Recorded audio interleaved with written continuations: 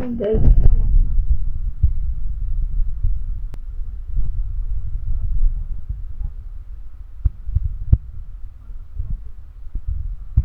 Dito.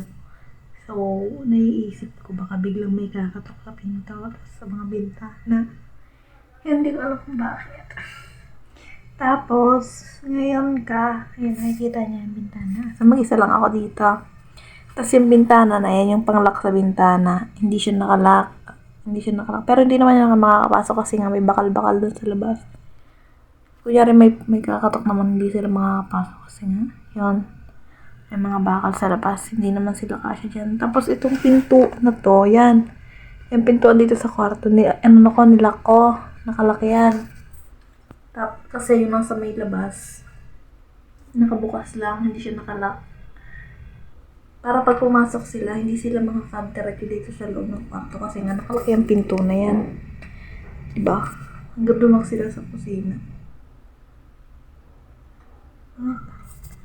Grabe imagination to, guys. Baka biglang may kumatok. Tapos ayun si Yuki. Yuki! Babantayan mo ko, Yuki, ha?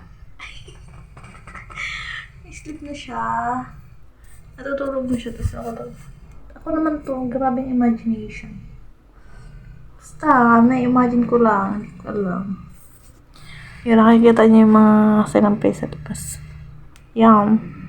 Kasi nga, solo lang ako dito. Wala akong magawa.